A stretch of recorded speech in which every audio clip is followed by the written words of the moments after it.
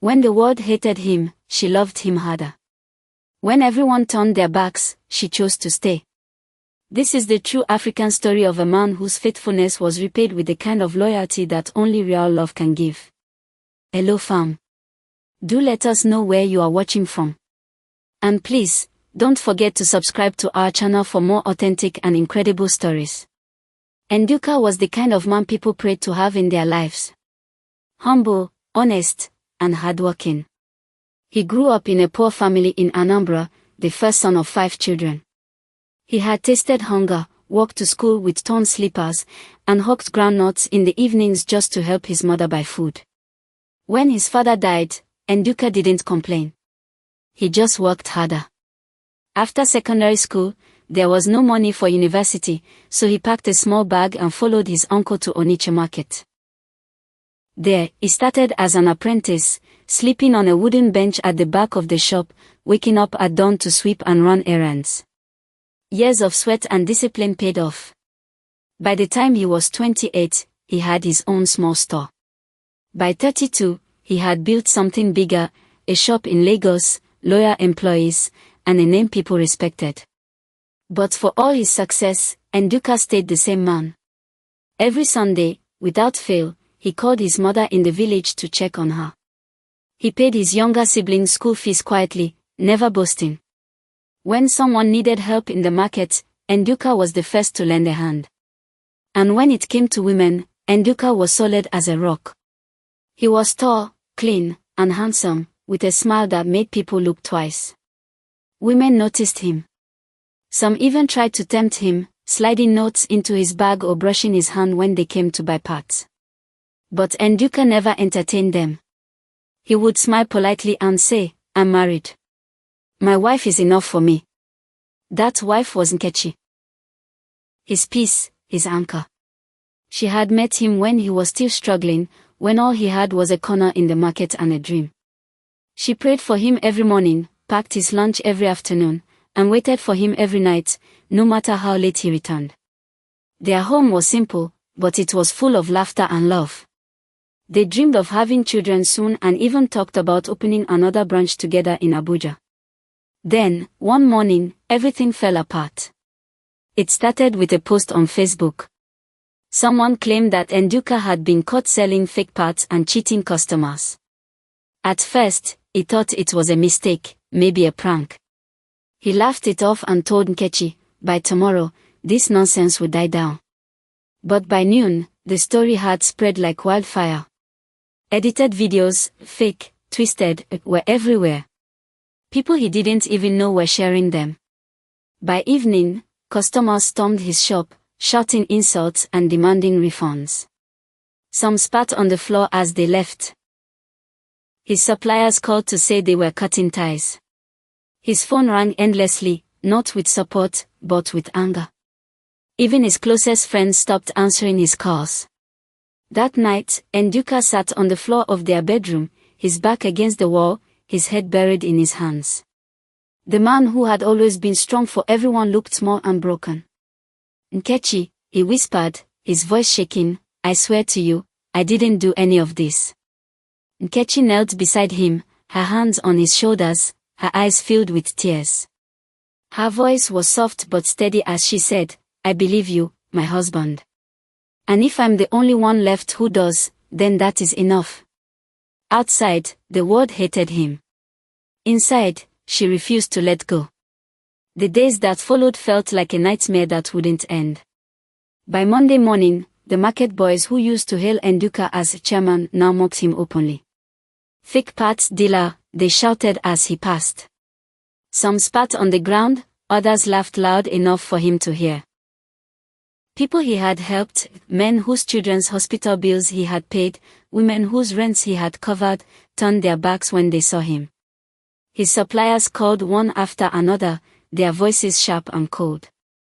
"Until this scandal clears, we can't do business with you, Nduka. We can't risk it," one said before hanging up. The bank sent an email freezing his account, pending investigation. By the second week, his shop was empty. Employees stopped coming. Even his siblings stopped taking his calls. One of them sent a message that cut deep. Sort yourself out, big brother. You've embarrassed the family enough. At home, things got harder. Bills piled up. The landlord came knocking, his tone no longer polite. If you can't pay next month's rent, he said, you and your wife should pack out. I don't want wahala. Nkechi faced the whispers everywhere she went. At the market, women whispered and pointed. She should leave him, one said. If she stays, she will drown with him. Some even came to her directly. You're still young, an older neighbor told her. Leave him. Save yourself. No man is worth this shame. But Nkechi stayed. Every morning, she woke up early, made him food, and sat beside him as he stared blankly at the walls. She refused to let him disappear into his pain. One night, Nduka broke. Sitting on the edge of their bed, his voice cracked as he said, maybe the world would be better without me. Maybe I should just end it. Nkechi froze. For a moment, her heart stopped. Then she knelt in front of him, grabbed his hands, and said through her tears, don't you dare, Nduka. Don't you dare give them that victory. You are not what they call you. You are my husband. And I will fight for you, even if I fight alone. Her words wrapped around him like a shield. That night, for the first time in days, he let her hold him as he cried, his body shaking with a pain only she understood. By the third week, their food supplies had dwindled. Nkechi quietly sold her gold earrings, gifts from Nduka during their second wedding anniversary, to buy groceries. She didn't tell him, she just cooked the best meals she could and kept smiling, even when her heart was heavy. At night, when the lights were off, and Nduka finally slept, Nkechi stayed awake, whispering prayers into the dark. God, she prayed, clear my husband's name. Show the world the man I know, the man of integrity. Please, fight for us. Outside, the world had turned its back. Inside their small home, love was the only thing keeping them standing. By the second month, Nduka had stopped going out completely. He sat in the living room most days, staring at nothing. The man who once walked with confidence now avoided even opening the curtains. Nkechi, he said one afternoon, his voice flat, maybe this is my life now. Maybe I should just accept it. She turned to him sharply, her eyes blazing. No, Nduka. This is not your life. You are not what they say you are. And if you can't fight, then I will fight for both of us. She meant it. The next morning, Nkechi dressed up, packed a small notebook, and went to the market. She walked from shop to shop, talking to people quietly, ignoring their stares and their whispers. It wasn't easy. Many slammed their doors in her face. Others muttered insults. But Nkechi kept going. She believed what her husband had told her, and she would not stop until she found the truth. One evening, while talking to an older trader who had always respected Nduka, she got her first lead. A boy told me, the man said, that it was one of your husband's former boys that started the lies. That one he caught stealing last year. He joined hands with your husband's rival. They paid bloggers to post rubbish. Nkechi's heart pounded. She went home that night with trembling hands but a fire in her chest. She showed Nduka what she had written in her notebook. He looked at her with disbelief. You found this out yourself? She nodded. I told you. I believe you. And I fight for what I believe in. Over the next weeks, Nkechi kept digging. She visited cybercafes, paid little boys in the market to help her collect screenshots of the fake post, and even tracked phone calls that linked the rival trader to the ex-employee. Piece by piece, the puzzle came together. When she finally handed the evidence to Nduka, his hands shook. I don't even know what to say, he whispered. You don't have to say anything, Nkechi replied softly. Now we take this to someone who can help. They went to an old friend, a lawyer who still believed in Nduka. With his help, they filed a case. It was risky, and they had no money to spare, but Nkechi didn't flinch. "If we don't clear your name," she said one night as they knelt to pray, "this pain will follow us forever.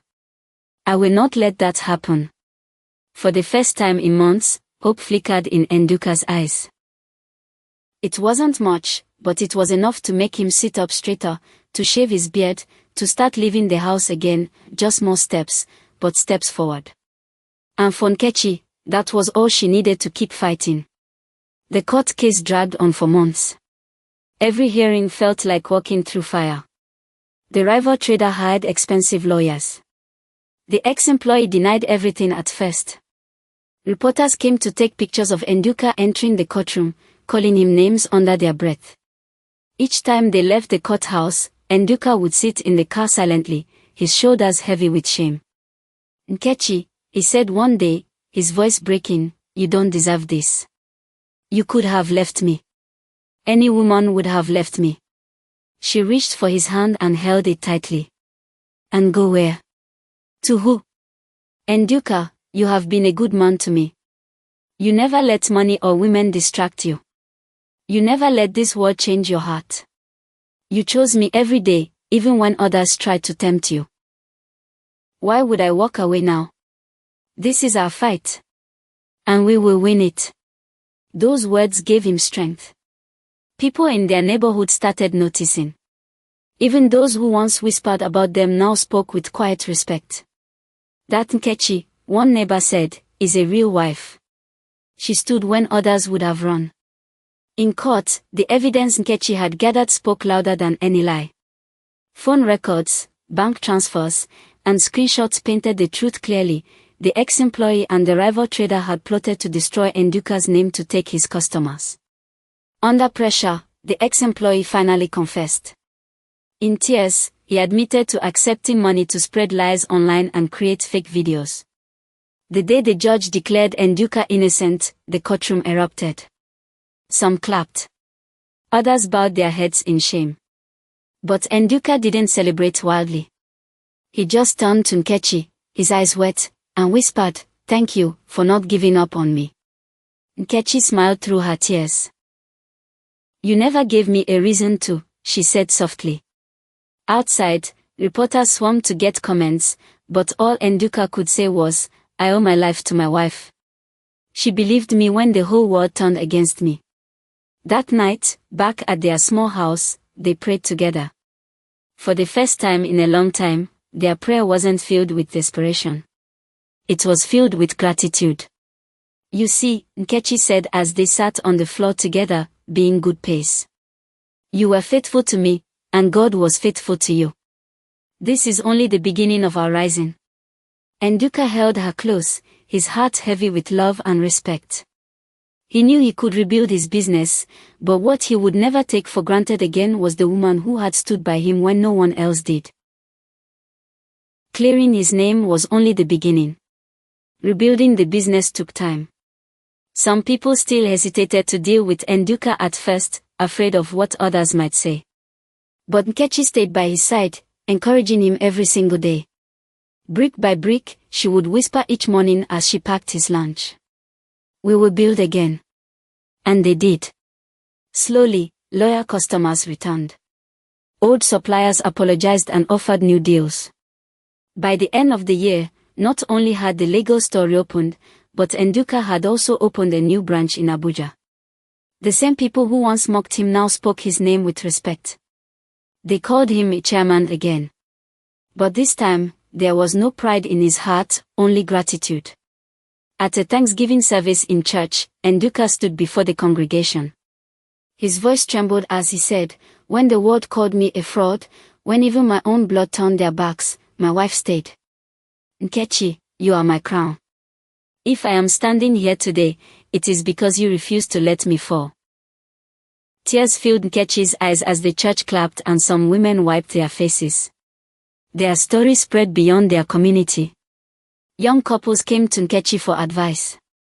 Older men told their sons, "Learn from Nduka. A good man attracts loyalty. Be faithful, and you have peace." At home, life was simpler but sweeter. Their evenings were filled with laughter again. They started planning for children, talking about the future with hope instead of fear. One quiet evening, as they sat on their veranda, Nduka turned to Nkechi. "You could have left," he said softly.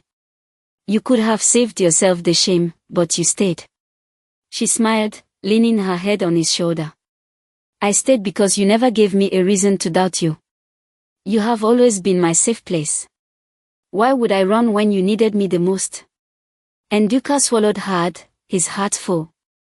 "Then I promise you this," he said, "for the rest of my life, you will never have to fight alone again." And he meant it. Moral of the story: being good to your partner is never wasted. Faithfulness, love, and respect build a foundation that even the storms of life cannot destroy. Please, don't forget to follow us for more real African stories that teach, heal, and inspire. See you next time.